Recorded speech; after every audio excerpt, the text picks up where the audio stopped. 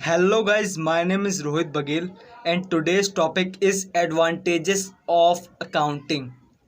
Firstly video start होने से पहले मैं आपको बता दूं कि अकाउंटिंग के ऊपर हमने बहुत सी वीडियो बना रखी हैं। Objective of accounting, functions of accounting और अकाउंटिंग की डेफिनेशन, अकाउंट क्या होता है, what is account, book keeping versus accounting, accountancy, difference, सब कुछ बना रखा है। तो चैनल पे जाइए और देख सकते हैं आप, डिस्क्रिप्शन में लिंक मिलेगा आपको और आप वीडियो देख सकते हो। और आज हम बात करने वाले हैं एडवांटेजेस ऑफ अकाउंटिंग की।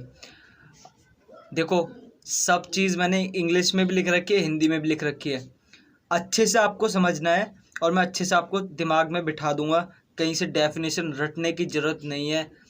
बस एक बार अपना ना दिमाग में जो भी कॉन्सेप्ट होता है उसे बिल्ड करना सीखो कि कैसे किसी भी चीज़ को याद किया जाए, दिमाग में एक बार में फिट हो जाए।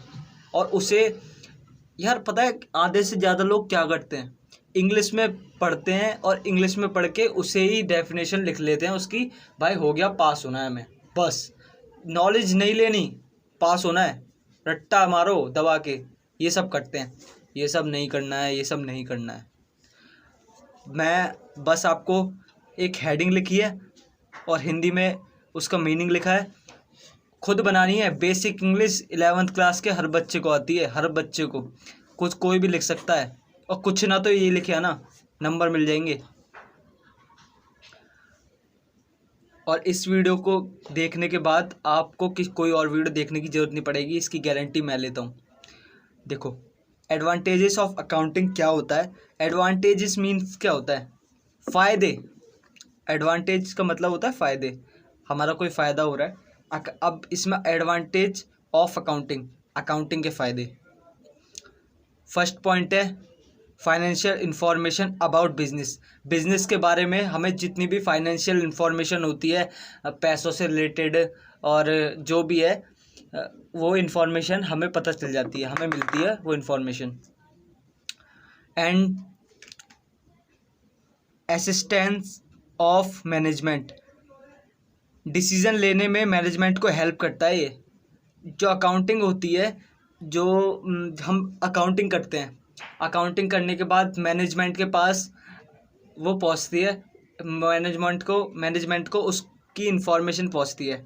अब इन्फॉर्मेशन मिलती है, जैसे फॉर एग्ज़ाम्पल एक कंपनी है, उसमें लॉस हो रहा है, तो मैनेजमेंट को पता लगी कि लॉस हो रहा है, अकाउंटिंग के द्वारा पता लगी कि लॉस हो रहा है, कंपनी में लॉस हो रहा है, तो मैनेजमेंट कुछ ना कुछ तो करेगा जिससे प्रॉफिट हो।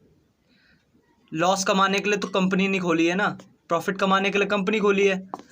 तो डिसीजन लेगा ना वो, उसे ही, इसी के द्वारा, अकाउंटिंग के द्वारा मैनेजमेंट डिसीजन ले सकता है अपनी कंपनी को चलाने के लिए। Third, replace memory. Replace memory का मतलब क्या होता है, रिकॉर्ड करने के बाद याद रखने की ज़रूरत ही नहीं है। आपने कोई भी ट्रांजैक्शन हुई, आपने रिकॉर्ड कर ली, और फिर उसके बाद रिकॉर्ड करने के बाद क्या होता है कि आपने रिकॉर्ड करी तो आपको याद रखने की ज़रूरत नहीं कि इस दिन ये हुआ था, उस दिन ये हुआ था, ये हुआ था। नहीं, याद करने की कोई ज़रूरत नहीं है। रिकॉर्ड कर ली, एक बुक में रिकॉर्ड हो गई, और उसे जब आपको ज़रूरत पड़ेगी देखना है, देख लेना है कि भाई ऐसे ऐसे रिकॉर्ड करी है हमने। एक बार रिकॉर्ड करने के बाद भूल जाओ, कोई दिक्कत नहीं है। क्योंकि यार बिजनेस में बहुत सारी ट्रांजैक्शन होती है, बहुत सारे लेन देन, किसको कुछ किया, वेजेस पे किए, सैलरी पे करी, ये सब अब हमेशा याद रखोगे क्या, नहीं ना। तो इसलिए ये करते हैं। फैसिलिटेट्स कंपैरेटिव स्टडी, कंपेयर कर सकते हो। अब देखो, 2016 है, हमने बिजनेस ओपन किया, 2017, 2018 और आज है 2021।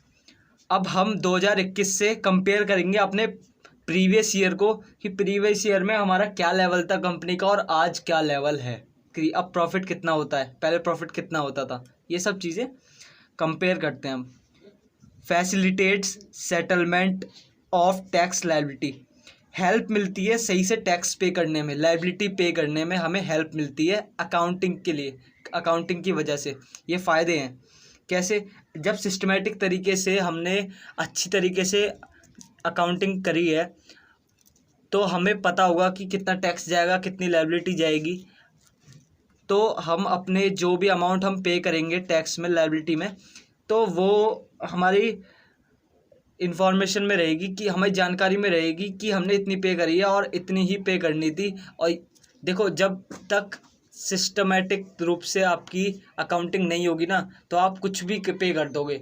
किसी ने बोल दिया कि टैक्स आपको 1 लाख पे करना है और आपको पे करने थे 80,000, जब आपकी अकाउंटिंग क्लियर नहीं है तो आप 1 लाख ही पे कर दोगे, लॉस में जाएगी। तो इस वजह से अकाउंटिंग को सिस्टमेटिक तरीके से करने से आपको टैक्स और लायबिलिटी करने में हेल्प मिलती है। फैसिलिटेट्स लोन्स, लोन के लिए हेल्प मिलती है। देखो, बिजनेस चलाने के लिए ना आपको हेल्प मिलती है बैंक से, क्योंकि आप लोन लेते हो बैंक से, आपके पास इतना पैसा नहीं होता, प्रॉफिट का इतना पैसा नहीं होता और आपको इन्वेस्ट करना होता है कहीं, तो बैंक आपके अकाउंटिंग को देखकर लोन दे सकता है, जब आपकी अकाउंटिंग अच्छी तरीके से प्रिपेयर हो। ओके। एविडेंस इन कोर्ट, आपकी अकाउंटिंग ना कोर्ट का एक एविडेंस भी बन सकती है, यदि पर आपने उसे अच्छी तरीके से सिस्टम से रिकॉर्ड किया हो और एकदम अच्छे तरीके से उसे लिखा हो, बुक्स में रिकॉर्ड करके रखा हो, ये सब।